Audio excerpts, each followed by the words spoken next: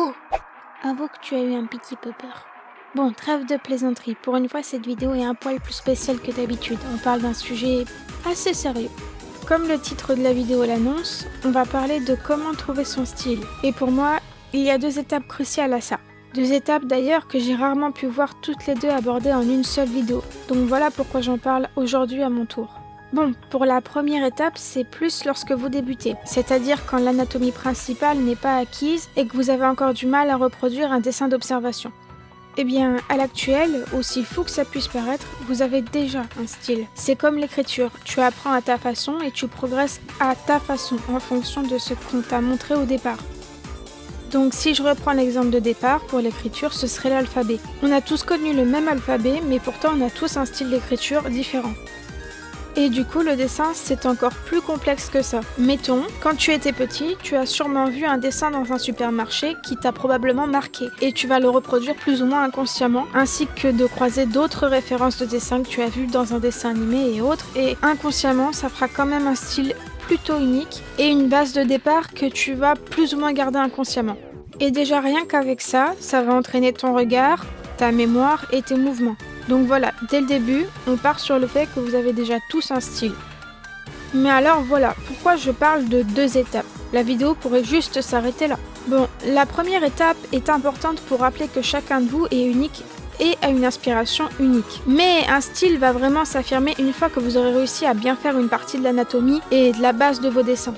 Et cette étape consiste tout simplement à regarder plein d'artistes différents. Par exemple, vu que j'aime ça, j'ai choisi le manga. Mon style a donc progressé dans le manga. Mais est-ce que mon style est comme tous les autres arts manga? Non. Et c'est impossible car nous sommes tous à peu près uniques comme je vous l'ai dit en début de vidéo. Est-ce qu'il ressemble à d'autres styles manga? Sûrement, car il ne faut pas oublier qu'on est beaucoup trop sur cette planète et ça me semble impossible que personne ne fait déjà ce style-là. Bon, du coup, je reviens un peu sur la première étape là, mais c'est surtout pour vous dire l'importance de suivre plusieurs artistes, vu qu'on est tous différents. Donc je ferme la parenthèse, c'était plus sur l'ancienne étape celle-là.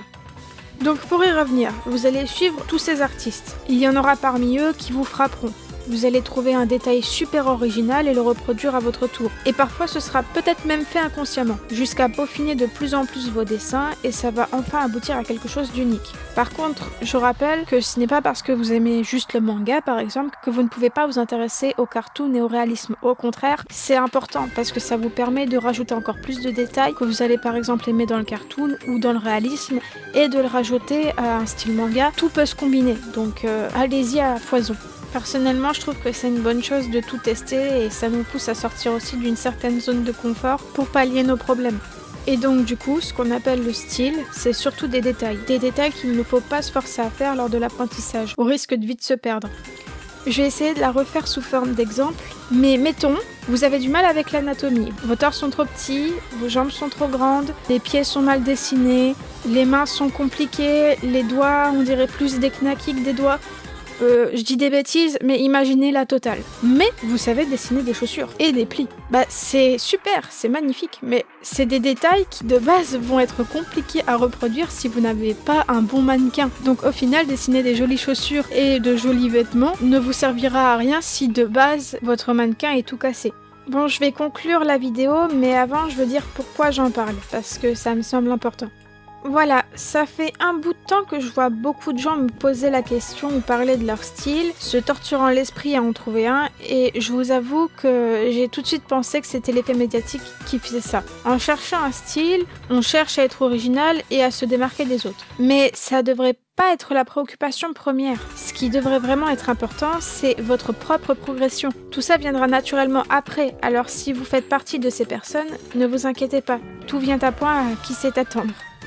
D'ailleurs, à propos de l'originalité en général, je pense à peu près comme Sleeper, donc si vous n'avez pas déjà vu sa vidéo, je vous la mets ici. Pour résumer grossièrement sa vidéo, tout a déjà été fait, alors c'est inutile de chercher l'originalité par rapport au monde entier. Soyez d'abord à l'aise avec votre propre travail. Pour moi, avec le style, c'est exactement pareil. Focalisez-vous d'abord sur ce que vous aimez chez vous et les autres, plutôt que de vouloir absolument vous démarquer.